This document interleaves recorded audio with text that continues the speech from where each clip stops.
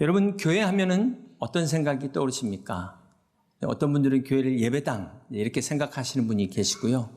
세상 사람들은 간혹 연애하는 사교단체 이렇게 오해하는 사람들도 있습니다. 그런가 하면은 어떤 분들은 교회를 구호단체로 생각하는 분도 있습니다. 물론 교회 안의 교제나 구호도 중요한 기능이지만 이것은 어디까지나 그 수단이지 본질이 아니라는 것입니다. 어쩌면 지금 이 가운데 계신 분들이 다 생각이 다를 텐데요. 어떤 분은 교회를 그 약국처럼 아플 때 찾는 약국교회로 생각하시는 분도 계실 겁니다. 그런가 하면은 어떤 분은 주유소처럼 채우는 것, 영육간에 채우는 주유소 교회, 이런 생각을 갖고 계신 분도 있을 줄 압니다. 또 어떤 분은 대형 할인 매장처럼 자기의 필요를 제공하는 그런 할인 매장 교회, 이런 생각을 가지신 분도 있을 것 같고요. 또 마지막으로 영화관처럼 오락과 취미를 제공하는 그런 교회로 생각하는 분도 있을지 모르겠습니다. 여러분은 어떤 교회로 생각하고 계십니까? 제가 말씀드린 교회의 공통점은 모두 나 자신에게 초점이 있다는 겁니다. 나를 채워줘. 내 귀를 즐겁게 해줘. 내 고통을 없애줘. 나와 우리 가족이 필요한 프로그램을 제공해줘. 이것은 전부 다 자기 자신에게만 초점을 맞추고 있습니다. 사랑하는 성도 여러분, 예배는 나에게 초점이 있는 것이 아니라 살아계신 하나님께 초점을 두는 것입니다. 예배는 내 만족이 아니라 하나님의 만족을 채우는 것이 진정한 예배입니다.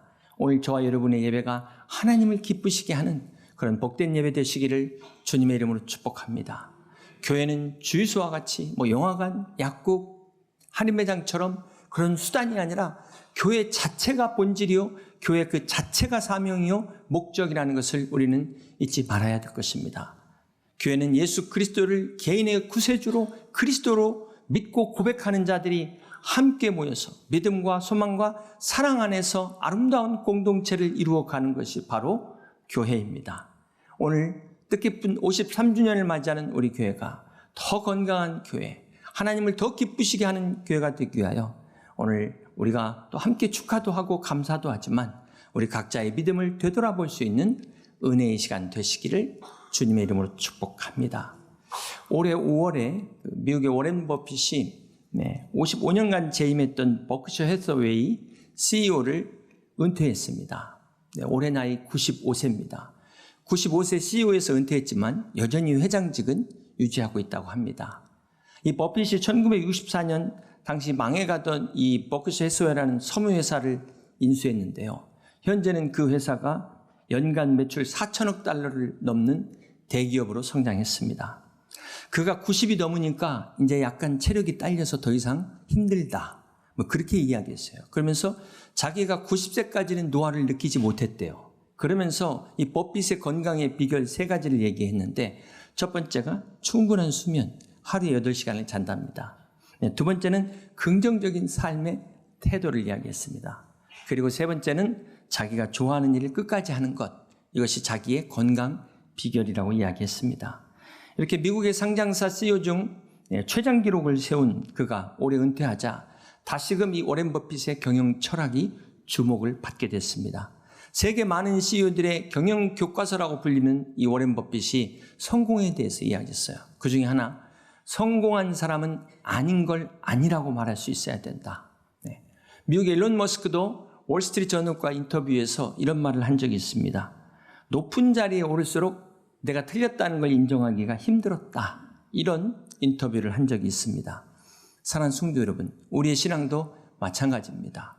우리가 아무리 성경을 다 통독하고 아무리 우리가 이 말씀을 다 이해한다 할지라도 그것을 믿음이라고 말할 수 없어요. 여러분이 계시록을 다 이해한다고 해도 그것을 우리는 믿음이라고 말할 수 없습니다. 내려놓음의 저자 이용규 선교사님이 믿음은 번지점프와 같다, 이런 말씀을 하셨습니다. 여러분, 번지점프 모르는 분 계세요? 그러나 이 가운데 분명히 번지점프를 직접 해본 사람과 하지 않은 사람이 있습니다. 이처럼 번지점프를 이론으로 아는 게 아니라 실제로 뛰어본 사람만이 안다고 말할 수 있다는 것입니다. 그렇습니다. 믿음이 이와 같습니다. 간혹 성도들 중에 큰 교회 다니니까 자기가 믿음이 있는 것으로 착각하는 사람들이 있습니다. 우리 기독교 방송에서 오늘 우리 시대스 회장님도 오셨지만 그 유명한 목사님의 말씀을 듣는 것만 믿음으로 여기거나 또 교회의 직분을 마치 믿음 있는 것처럼 착각하는 사람들이 있다는 것입니다. 사랑하는 성도 여러분, 오늘날 교회의 권위가 이 땅에 떨어진 이유가 무엇일까요? 교회는 세상과 달라야만 하는 것입니다. 오늘날 교회가 이 능력이 사라지고 교회의 권위가 땅에 떨어진 그 이유는 바로 오늘 우리 그리스도인들이 세상과 동일한 가치관을 가지고 살기 때문에 그렇다는 것입니다. 교회의 능력은 우리가 세상과 다를 때 나타나는 것입니다. 그러므로 바라기는 우리 교회, 우리 성도들만큼은 세상과 다른 믿음으로 세상을 정복하고 다스릴 수 있는 여러분 다 되시기를 주님의 이름으로 축복합니다. 오늘 보면 로마서 12장 1절입니다. 그러므로 형제들아 내가 하나님의 모든 자비하심으로 너희를 권하노니 너희 몸을 하나님이 기뻐하시는 거룩한 산 제물로 드리라. 이는 너희가 드릴 영적 예배니라. 이 그러므로는 로마서 앞에 1장부터 11장까지의 결론으로서의 그러므로입니다. 로마서 8장 1절에 보시면 그러므로 이제 그리스도 예수 안에 있는 자들에게는 결코 정죄함이 없나니 이는 그리스도 예수 안에 있는 생명의 성령의 법이 죄와 사망의 법에서 너를 해방하였습니다. 할렐루야. 그렇습니다. 네. 비록 우리가 죄인일지라도 예수 그리스도 안에 있는 자들에게는 결코 정죄함이 없습니다. 그러므로 형제들아 내가 하나님의 모든 자비하심으로 너희를 권하노니 결론적으로 우리 그리스도인의 삶은 하나님의 자비하심, 하나님의 은혜 위에 세워지는 삶이라는 것입니다. 그렇습니다. 우리는 하나님의 은혜를 받으려고 노력하는 사람들이 아닙니다. 우리는 단지 자격 없는 우리에게 예수 그리스도의 은혜로 말미암아 주신 그 은혜가 너무나도 감사하고 너무나도 귀하여 그 은혜에 합당한 삶을 살기 위하여 노력하는 사람들입니다. 사랑하는 성도 여러분, 오늘 예수 그리스도 안에서 이 은혜를 받은 우리는 어떻게 살아야 될까요? 그러므로 형제들아 내가 하나님의 모든 자비하심으로 너희를 권하노니 너희 몸을 하나님이 기뻐하시는 거룩한 산 제물로 드리라. 산 제물, living sacrifice입니다. 원래 제물은 죽여서 드리는 것이 제물입니다. 그런데 살아있는 상태에서 드리는 헌신을 말하는 것입니다. 여러분 순교가 어려운 것입니다. 네, 순교가 어렵죠.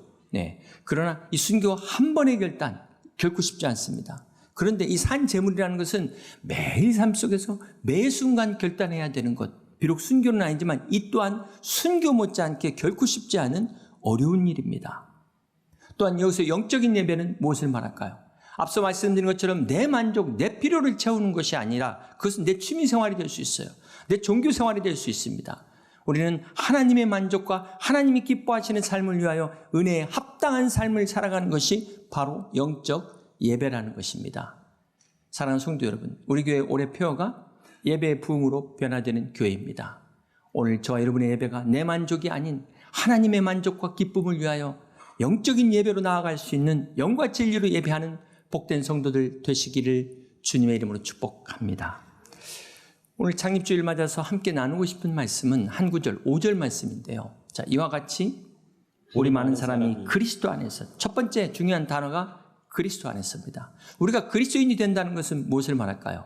그리스도 안에 있다는 것입니다. 그리스도 안에 있다. 이건 무엇을 의미할까요? 로마서 3장 23절에 모든 사람이 죄를 범하였음에 하나님의 영광에 이르지 못하였더니 그리스도 예수 안에 있는 속량으로 말미암아 하나님의 은혜로 값없이 이루었다 하심을 얻은 자 되었느니라. 그렇습니다. 먼저 우리는 그리스도 안에서 구속을 받았습니다. 우리가 예수 그리스도 안에서 의롭다 하심을 얻게 되었습니다. 이것이 첫 번째입니다.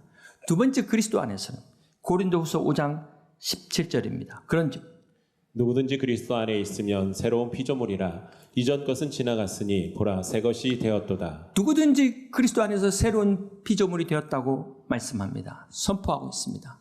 그렇습니다. 세 번째는 에베소서 1장 3절입니다.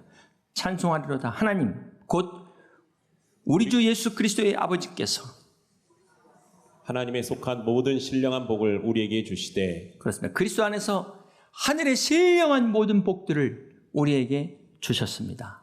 그리고 마지막 네 번째 빌립보서 4장 19절에 나의 하나님이 그리스도 예수 안에서 영광 가운데 그 풍성한 대로 너희 모든 쓸 것을 채우시리라. 그렇습니다. 그리스도 안에서 하나님께서 우리의 모든 필요를 공급하시고 채우심을 믿으시길 바랍니다. 두 번째로 중요한 단어는 이와 같이 우리 많은 사람이 그리스도 안에서 한 몸이 되어 한 몸이 된 것입니다. 하나님께서 그리스도 안에서 우리를 한 몸으로 세우셨다. 몸으로 비유하고 있어요. 왜 하나님께서 교회를 몸으로 비유하셨을까? 이건 단순한 비유가 아니라 교회는 실제로 그리스도의 몸이라는 것입니다. 몸은 하나인 것처럼 교회도 하나입니다. 교회가 그리스도의 몸이라면 그리스도는 교회의 머리입니다. 네. 그러니까 성경은 그리스도와 교회의 관계를 머리와 몸으로 비유하고 있어요. 여기서 잊지 말아야 될 것은 우리가 투표해가지고 다수결로 주님을 머리로 세운 게 아니라는 거예요. 하나님이 세우셨습니다. 하나님이 예수 그리스도를 교회의 머리로 세우셨습니다. 그러므로 교회가 그리스도의 몸이라는 것은 머리 대신 그리스도와 끊을래야 끊을 수 없는 절대적 관계라는 것을 말씀하는 것입니다. 여러분이 지금 머리하고 몸이 분리되면 어떻게 되죠? 죽는 겁니다. 그리스도의 몸된 교회가 그리스도와 분리되면 죽은 겁니다. 교회는 머리 대신 그리스도와 긴밀하게 연결되어 있어야만이 생명을 유지할 수 있습니다. 생명만 유지하는 것뿐만 아니라 교회의 본질의 사명을 끝까지 감당할 수 있는 것입니다. 그러므로 우리가 그리스도에 연결되었을 때 우리 또한 그리스도 안에서 함께 연합됐다는 사실을 믿으시길 바랍니다. 여러분이 느끼시든 인정하든 하지 않든 우리가 그리스도 안에서 유대인과 헬라인이 하나 된 것을 믿으시길 바랍니다. 종과 자유인이 하나 된 것을 믿으시길 바랍니다. 남자와 여자가 하나 된 것을 믿으시길 바랍니다. 부자와 가난한 자가 하나 된 것을 믿으시길 바랍니다. 노인과 젊은이가 하나 된 것을 믿으시길 바랍니다. 아멘할 때까지 계속 갑니다. 여의도 안과 밖이 하나 될 때까지 여의도 안과 밖이 하나 된 것을 믿으시길 바랍니다. 모든 우리 성도들이 그리스도 예수 안에서 하나됨을 믿습니다. 이것이 성령의 역사입니다. 세 번째는 이와 같이 우리 많은 사람이 그리스도 안에서 한 몸이 되어 서로 지체가 되었느니라. 하나님께서 교회를 몸으로 비유한 이유가 바로 우리를 지체로 세우신 거예요. 지체. 지체라는 것은 우리 성도들 관계에 있어서 나는 당신의 일부입니다. 당신은 나의 일부입니다. 이게 바로 지체라는 것입니다. 여기 중요한 포인트는 핵심은 그리스도 안에서 그리스도 몸의 지체가 될 때 비로소 내가 누군지 자신의 존재를 발견할 수 있는 것입니다. 우리가 그리스도인이 되는 것이 뭐라고 했어요? 그리스도 안에 거하는 거예요. 다른 조건 없습니다. 이것이 예수 그리스도께 속하는 것입니다. 이것은 다시 말해 주님의 몸의 일부가 되고 우리 서로가 그 일부가 돼서 한 몸이 됐다는 것입니다. 이것이 그리스도 몸 안에서의 발견이라는 거예요. 대부분 혼자서 신앙생활하는 사람들은 이 주님과의 개인적 관계만 중요시 생각해요. 수직적 관계만 중요하게 생각합니다. 혼자서 신앙생활하고 끝나면 정신없이 그냥 자기 볼일을 보는 사람들인데 그런 사람들은 성도 간의 이 관계, 수평적 관계를 중요하게 생각하지 않습니다. 그런 분들은 여러분 한번 생각해 보세요. 이 몸에 이 지체가 만약에 이 손이 머리에 직접 붙어 있는 거예요. 발이 머리에 직접 붙어 있다고 한번 상상해 보세요. 이게 얼마나 기괴한 모양입니까? 우리 몸은 각 지체를 통해서 머리와 서로 연결이 되어 있습니다. 이것을 에베소서 4장 16절에 보니까 그에게서 온몸이 각 마디를 통하여 도움을 받음으로 연결되고 결합이 되어 이렇게 말씀하고 있어요. 마디, 조인트, 뼈와 뼈를 연결하는 그런 기능뿐만 아니라 그것을 통해서 영양이, 에너지가 공급이 됩니다. 사랑하는 성도 여러분, 아무리 아름다운 손을 갖고 있어도 어깨에 문제가 생기면 손을 제대로 사용할 수가 없어요. 여러분이 아무리 건강한 튼튼한 발이 있어도 무릎에 문제가 있으면 제대로 걷기조차 어렵습니다. 여러분이 아무리 잘나고 아무리 유능하고 똑똑한 사람일지라도 공동체 안에서 관계에 문제가 있으면 절대로 신앙이 성장할 수 없다는 것입니다. 이 성숙한 그리스도인이 된다는 건 뭘 말할까요? 그리스도와 성숙한 관계라는 거예요. 나아가서 그리스도와 성숙한 관계는 곧 성도 간의 성숙한 관계를 말하는 것입니다. 우리가 이거 떼놓고 생각할 수가 없어요. 그러므로 진정한 나는 그리스도 안에서 다른 사람과의 관계를 통해서 성장하게 되는 것입니다. 공동체 안에서 발견하고 경험하고 이것이 지체의 의미라는 것입니다. 에베소 4장 7절에 보면 우리 각 사람에게 그리스도의 선물의 분량대로 은혜를 주셨다. 그러면서 11절에 우리가 잘 아는 말씀이 나옵니다. 11절 함께 있습니다. 그가 어떤 사람은 사도로, 어떤 사람은 선지자로, 어떤 사람은 복음 전하는 자로, 어떤 사람 목사와 교사로 삼으셨으니 이는 성도를 온전하게 하여 봉사일을 하게 하며 그리스도의 몸을 세우려 하심이라. 여기서 목사와 교사 앞에 정관사가 있기 때문에 목회자 한 사람을 가리키는 단어다라고 전에 말씀을 드렸습니다. 하나님께서 우리 믿는 자들에게 다양한 은사를 주셨음에도 교회에 목회자를 세우셨습니다. 여러분이 아무리 귀신을 쫓아내는 능력과 막 예언하는 어떤 그런 특별한 은사를 받았을지라도 목회자가 필요한 거예요. 예외가 없습니다. 어느 누구도 예외가 없습니다. 나는 성령의 능력을 받았으니까 나는 더 이상 성경 공부 필요 없고 나는 뭐 훈련과 양육 필요 없다 이렇게 말할 수 없다는 것입니다. 오늘 하나님께서 왜 주님이 부활하시고 다 이루셨음에도 불구하고 교회를 세우셨고 우리가 왜 교회에 속해야 되는지를 말씀하는 겁니다. 또한 이 눈과 코와 입이 다르고 손과 발이 다르고 기능이 다르듯이 지체는 서로 달라야 되는 겁니다. 우리가 이걸 너무나 잘하는데도 교회 안에서는 같은 사람을 찾아요. 자기와 같은 끼리끼리만 논다는 겁니다. 이거는 만약에 이걸 비유한다면 얼굴이 전부 눈만 있는 거죠. 얼굴이 전부. 얼마나 끔찍하겠어요. 얼굴이 전부 코만 있다고 생각해 보세요. 얼굴이 전부 귀만 있다고 생각해 보세요. 그런가 하면 혹 여러분 중에 나는 별로 중요하지 않아. 나는 다른 사람들처럼 특별한 은사가 없어. 나는 아무것도 할 수 없어. 내가 없어도 아무도 찾는 사람 없을 거야. 혹 이렇게 생각하시는 분 계십니까? 자, 이런 분들에게 고린도전서 10장 15절이 말씀합니다. 만일 발로 이르되 나는 손이 아니니 몸에 속하지 아니한다 할지라도 이로써 몸에 속하지 아니한 것이 아니요 또 귀가 이르되 나는 눈이 아니니 몸에 속하지 아니한다 할지라도 이로써 몸에 속하지 아니한 것이 아니니라. 무슨 말입니까? 손이 중요하다고 해서 발이 필요 없습니까? 눈이 중요하다고 해서 귀는 쓸모 없습니까? 그렇지 않지 않습니까? 어떤 지체도 필요 없는 지체는 하나도 없다. 여러분 우리 몸에 손이 없어도 살 수 있어요. 발이 없어도 살 수 있어요. 심지어 눈 없어도 귀 없어도 살 수는 있어요. 그런데 간이 없으면 어떻게 될까요? 신장 없으면 어떻게 될까요? 그러니까 눈에 보이는 장기보다 안 보이는 장기가 더 중요합니다. 동의하십니까? 제청하십니까? 가하시면 이해하십시오. 이게 얼마나 성경적입니까? 보이지 않는 게 중요하다는 것. 이처럼 보이지 않는 장기가 중요하듯 교회도 마찬가지예요. 교회 안에 보이지 않는 지체가 더 중요한 거예요. 그리스도인 몸된 교회는 불필요한 지체가 없습니다. 여러분 다 소중한 사람들이에요. 정말 필요한 존재들입니다. 앞에서 막 화려하게 보이는 사람들만 필요한 것이 아니라 하나님께서 여러분을 세우셨어요. 그런데 왜 나는 작아 보이고 왜 나는 아무것도 아닌 것 같을까요? 비교하니까. 하나님이 나에게 맡겨주신 그 은사만을 봐야 될 텐데. 사랑하는 성도 여러분, 오늘 우리 교회 보내주신 분이 하나님이신 줄로 믿습니다. 여러분이 그 자리에 앉게 하신 분이 물론 전도하신 분이 또 계시지만 하나님께서 함께 하신 줄 믿으시길 바랍니다. 그러므로 내가 비록 화려하지 않더라도 눈에 띄지 않더라도 하나님이 맡겨주신 자리에서 나를 통해 이루고자 하시는 하나님의 기대를 이룰 수 있는 우리 복된 성도들 다 되시기를 주님 이름으로 축복합니다. 사랑하는 성도 여러분, 이 은사와 역할을 정하시는 분은 하나님이세요. 그런데 자꾸 다른 은사 부러워하고 내 은사 무시하는 것은 누구를 무시하는 겁니까? 그렇습니다. 하나님을 무시하는 겁니다. 그렇기 때문에 우리는 이 두 가지 조심해야 돼요. 두 가지 극단을 피해야 합니다. 첫 번째, 열등감이에요.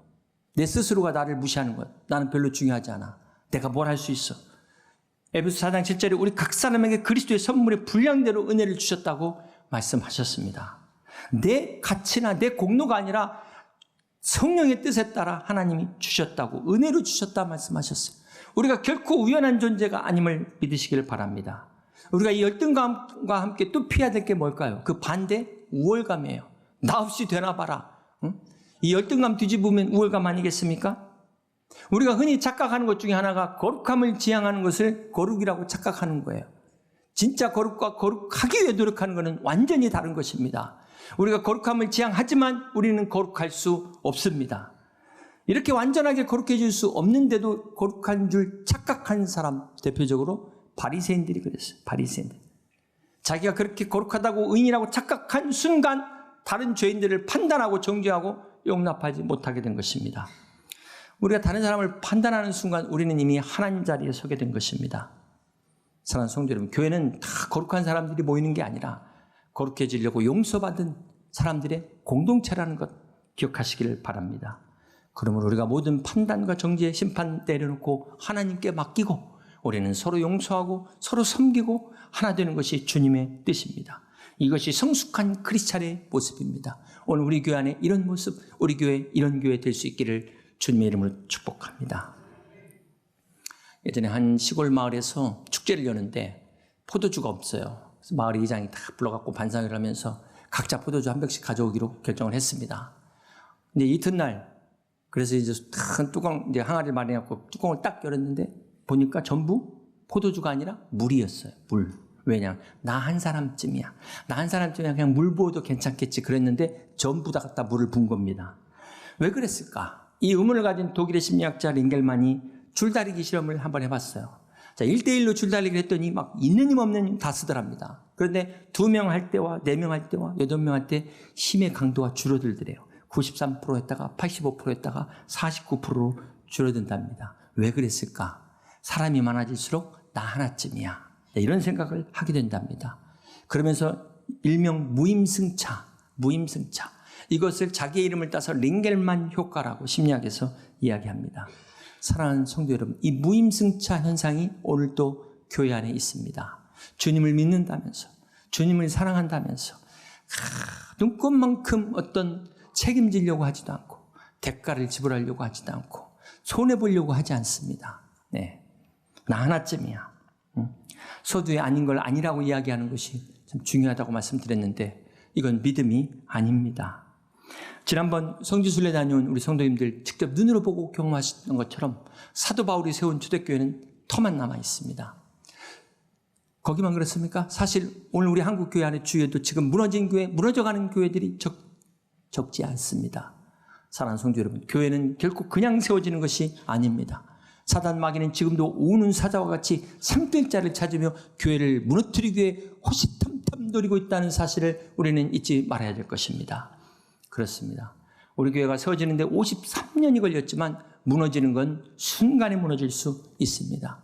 그러므로 바라기는 저와 여러분은 교회를 무너뜨리는 자가 아닌 교회를 세우는 복된 성도 되시기를 주님의 이름으로 축복합니다. 제가 설교를 준비하면서 그 오래전에 본 영화가 떠올랐습니다. 이연걸 주연의 영웅이라는 영화. 혹시 보신 분 계십니까? 2002년 장혜모 감독의 이 중국 무협 영화인데요.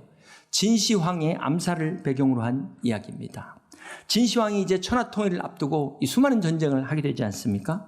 많은 백성들이 죽음으로 내몰렸을 때 자기 가족이 다 몰살당한, 그래서 가족의 복수를 위해서 정의라는 이름으로 진시황을 암살하려는 이 검객이 이제 이야기가 이 영화의 내용입니다. 이연걸이 주인공인데 이름이 무명이에요. 주인공 이연걸이 진시황을 죽이려면 왕 앞에 나가야 되는데 나갈 방법이 없잖아요. 한 가지 방법이 있었어요. 당시 그 진시황의 목을 노리는 많은 암살자들을 죽이면 그 공로로 왕을 독대할 수 있는 기회가 주어지는 겁니다.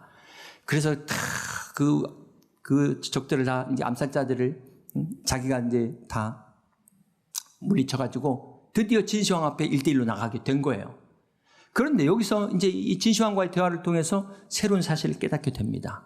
진시황의 천하통일이 단순한 권력 정복욕이 아니라 이 세상에 이제 전쟁을 종식시키고 평화로운 세상을 만들려는 그런 큰 대의가 있다는 것을 깨달았어요.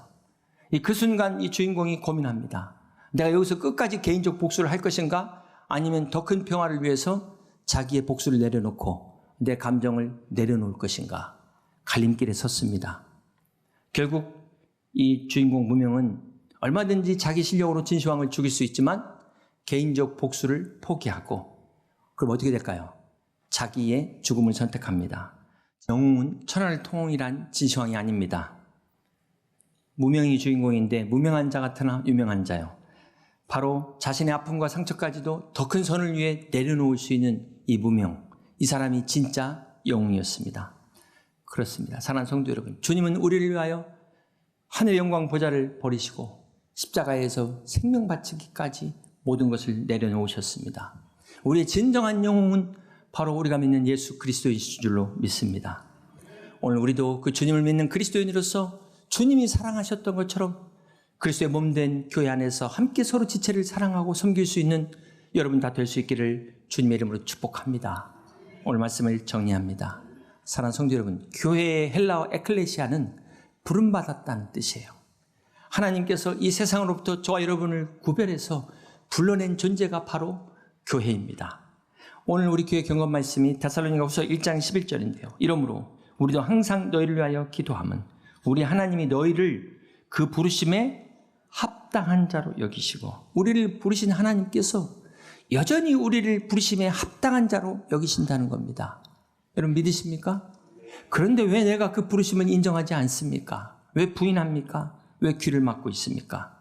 오늘 우리를 부르신 하나님께서 부르심에 합당한 자로 여전히 함께 하시며 능력 주실 줄로 믿습니다.